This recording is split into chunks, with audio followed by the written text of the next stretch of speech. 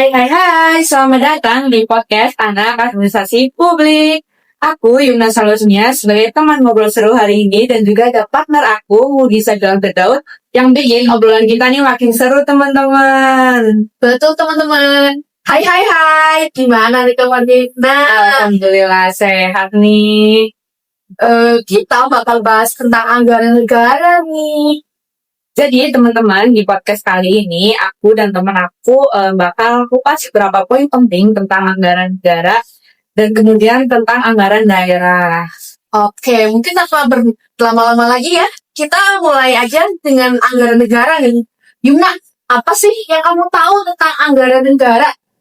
Kalau dari aku sendiri ya, kalau aku dengar kata anggaran itu, aku lebih ke APBN sih, di mana itu adalah anggaran pendapatan dan belanja negara. Jadi dari APBN itu tuh aku kayak langsung gimana gitu kalau dengan kata negara Ya, oke. Betul ya, APBN itu dirancang dengan menekankan prinsip keberlanjutan, optimisme, dan juga bertujuan menjaga stabilitas dan inklusivitas ekonomi nasional. Apalagi di tengah ketidakpastian ekonomi dunia saat ini ya. Oke, kalau misalnya tadi kan aku kalau dengan kata anggaran negara itu langsung ke APBN ya. Jadi kalau selain APBN itu ada juga APBD, di mana APBD-nya adalah anggaran pendapatan dan belanja daerah. Dari kamu sendiri kamu paham nggak nih tentang APBD itu apa? APBD ya, mungkin APBD itu kayak rencana penerimaan dan pengeluaran pemerintah daerah untuk satu tahun fiskal yang biasanya jadi pendapatan, belanja, dan juga pembiayaan. Ya, kayak kita lihat aja nih di Purwokerto. APBD ini diatur dalam peraturan daerah Kabupaten Banyumas nomor 2 tahun 2025 tentang pelaksanaan APBD tahun anggaran 2024-2025. Oke, jadi konteks kita tuh Purwokerto aja kali ya, karena kita tuh lagi di Jenderal Sudirman, di mana itu ada di Purwokerto sendiri. Ya. Dari sumber pendapatannya, kalau APBD itu gimana sih kira-kira? Sumber pendapatannya tuh banyak banget sebenarnya. Misalnya nih, kita memperbaiki banyak jalan yang rusak agar akses lancar dan aman. Kemudian selain itu ada pembangunan fasilitas umum, kayak taman, fasilitas olahraga gitu. Kalau misalnya di Purwokerto sendiri nih, APBD itu udah digunakan secara baik dan juga APBD itu digunakan buat fasilitas apa aja kalau dari sini? Kalau di sini ya, mungkin kita lihat dulu ya, di bidang ekonomi, APBD itu mendukung pengembangan UMKM dan pariwisata lokal. Kemudian program pelatihan dan pembinaan usaha kecil membantu masyarakat meningkatkan kesejahteraan dan membuka lapangan kerja bagi masyarakat Banyumas ini. Oke. Yang sepenglihatan aku juga ya, selama aku di sini, aku tuh melihat beberapa sektor tentang kesehatan dan pendidikan di Purwokerto ini juga udah lumayan lah. Mungkin dari penghasilan APBD itu benar-benar udah digunain secara bagus dari Purwokertonya sendiri kali ya. Kayak pelayanan puskesmas itu, fasilitas kesehatan itu benar-benar udah ditingkatkan kualitasnya agar ketika melayani masyarakat itu bisa dengan baik gitu. Oke, ya sih, betul. Kalau menurut aku emang program ini tuh juga memacu investasi swasta supaya pembangunan di Banyumas ini lebih cepat berkelanjutan. Itu artinya Purwokerto dan sekitarnya itu tidak cuma mengandalkan APBD saja, tapi juga kolaborasi dengan investor agar ekonomi menjadi maju dan lebih berkembang lagi. Oke. Dari semua hal itu yang udah kamu jelasin tuh, yang penting dalam melaksanakan anggaran itu biar bisa digunakan secara baik itu harus dengan perencanaan yang matang, kemudian dari dana-dana juga harus transparan biar sebagai masyarakat Purwokerto juga bisa mengetahui dana dari APBD itu bisa digunakan dan juga memperbaiki fasilitas yang ada di Purwokerto dan sesuai dengan kebutuhan masyarakat supaya masyarakat itu dapatlah merasakan apa sih sisi positif keuntungan dari adanya APBD di Purwokerto ini. Tuh pada Ya, bener sih. Yang paling penting itu semua dilakukan dengan perencanaan yang matang, transparan, dan sesuai kebutuhan masyarakat supaya hasilnya terasa maksimal. Karena kita nggak mungkin ya kalau tidak ada transparansi, perencanaan pun tidak matang, tentu kita yang jadi masyarakat pun sebenarnya agak gimana gitu ya.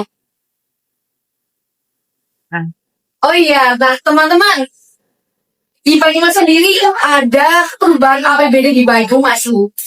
Jadi di APBD Banyumas ini ada 3 postur anggaran yang menjadi prioritas untuk pemangkasan, yakni anggaran belanja operasional, terutama dalam berjalannya dinas, konsumsi, dan alat tulis kantor. Menurutnya, pihak sudah melakukan suatu analisis berdasarkan kode-kode rekening yang ada pada APBD perubahan dan akan diambil sekitar 30 miliar untuk pengalihan ke infrastruktur. Gede banget nggak sih kalau 30 miliar itu? Iya ya, gede banget.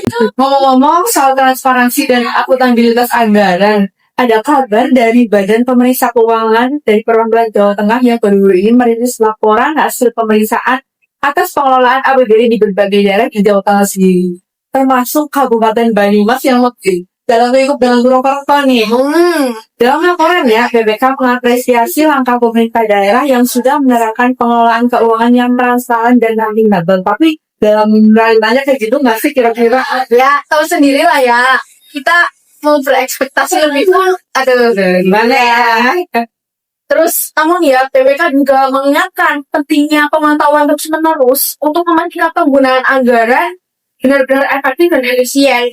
Tentunya, laporan tersebut menyorot beberapa hal, seperti penguatan pengawasan internal, peningkatan kualitas pelaporan keuangan, serta pengelolaan aset daerah agar lebih optimal tentunya. Oke, mungkin dengan adanya pengawasan dari BPK, masyarakat itu sebagai pengguna layanan publik di Purwokerto dan Banyumas mungkin bisa lebih yakin dan bahwa dana dari APBD itu bisa digunakan secara benar sesuai dengan apa yang dibutuhkan. Manfaatnya itu juga bisa dirasakan oleh warga sekitar, biar dari warga itu tidak menganggap pemerintah itu gimana nih uangnya nggak transparan Ya.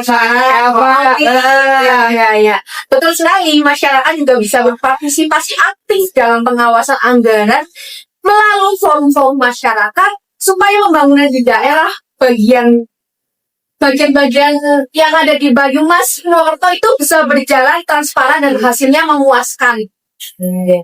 Jadi teman-teman, kita sebagai masyarakat penting juga kita memiliki peran ikut berpartisipasi dalam forum atau musyawarah yang terkait penganggaran APBD ini agar kita tahu bahwa APBD itu digunakan untuk apa dan kita tahu transparansi hasilnya itu bagaimana. Iya ya, jadi APBD itu bukan cuma urusan pemerintah saja ya, tetapi juga tanggung jawab kita bersama, dikawal, diawasi supaya Purwokerto makin maju, makin sejahtera, pokoknya makin sukses lah. Enak kan sih kan Purwokerto tuh sesuai lah ya dengan apa yang diinginkan mahasiswa. Kalau katanya slowly gitu ya. Oke, mungkin dengan begitu pembangunan di Purwokerto juga akan lebih baik dan manfaatnya langsung bisa kita rasakan lah sebagai masyarakat publik juga ya mungkin. Iya, jadi bukan hanya pemerintah saja yang merasakan, tapi kita juga orang-orang kecil, orang-orang biasa juga ikut merasakan gimana sih APBD itu berjalan. Oke, mungkin sekian dulu kali ya obrolan kita tentang APBD di Purwokerto. Semoga dari obrolan kita berdua nih dari teman-teman bisa makin paham dan makin semangat lah untuk mendukung pembangunan yang ada di daerah dan ikut berkontribusi adanya forum-forum dalam daerah agar kita bisa jadi masyarakat yang Ya sejahtera lah ya, mungkin gitu aja ya. Oke, mungkin terima kasih banget udah mendengarkan. Ya, walaupun mungkin juga banyak ya. Terima kasih lah udah mendengarkan. Sampai jumpa di lain waktu berikutnya dengan topik yang mungkin lebih menarik dari topik kali ini. Terima kasih. Bye.